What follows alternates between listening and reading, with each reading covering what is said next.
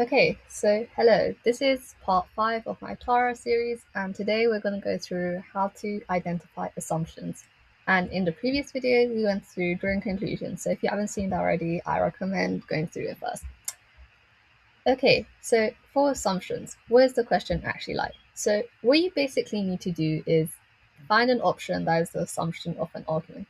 And if you recall, an assumption is essentially a reason why we believe in the argument, but it's something that is not stated. So yeah, there's something which we infer from perhaps some other reason. So to do this sort of question, you first need to find a conclusion and then look for reasoning and kind of find something which perhaps is hidden. So it is quite helpful to actually go through the options first and perhaps kind of inserting it before the conclusion to see if it actually accurately lines up or not. So in this example I've written, Tom has been staying up late every night to revise. He has been getting less than 5 hours of sleep, so he should stop revising. Which one of the following is an assumption made by the argument? A. Tom's lack of sleep is affecting his ability to revise effectively.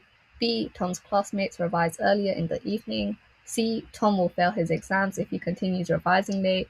D. Tom prefers revising at night to revising during the day. Or E. Tom has enough time to revise earlier in the evening.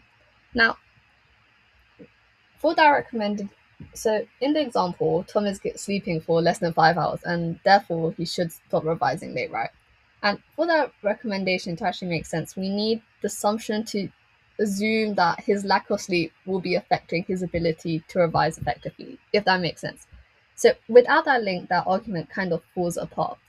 And so the assumption needs to be important to the argument and unstated. So the option for mentioning Tom's classmates may sound plausible, but if we remove it and it doesn't damage the argument, it is not an assumption. So it needs to make sense essentially. So yeah, think of assumptions as a bridge between evidence and a conclusion. And if you remove it, it should not make sense and it should fall apart. So if that does happen, is probably the correct answer. And that's how I would go through things like that, if that makes sense. Okay, practice question. Again, this is from the TSA 2008 paper, like all of my examples will be, so then there's still an array of questions that you've not seen.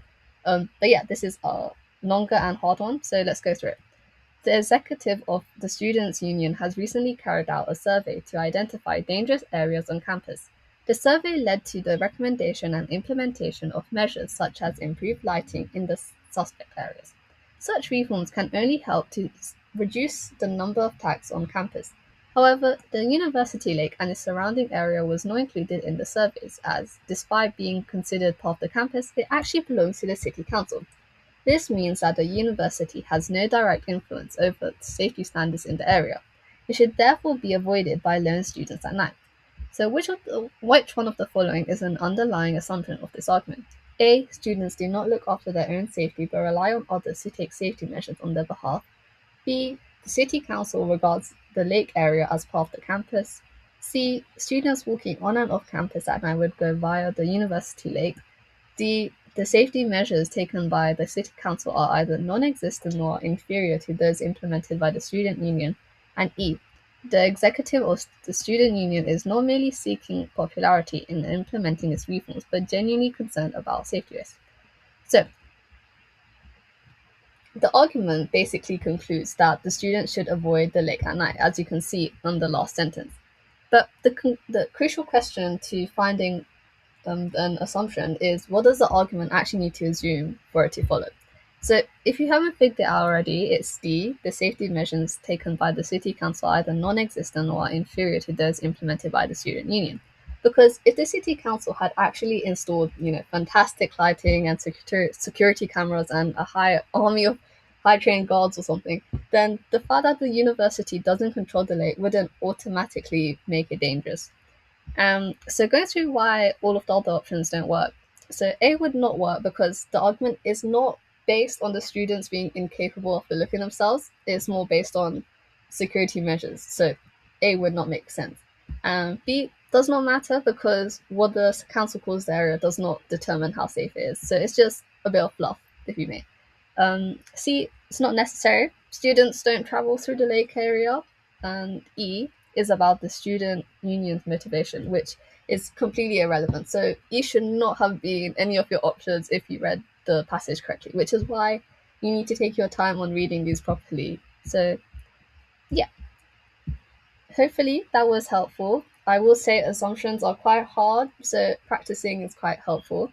And in my next video, I'm going to be going through question types of assessing the impact of additional information. And I'll see you then. Bye bye.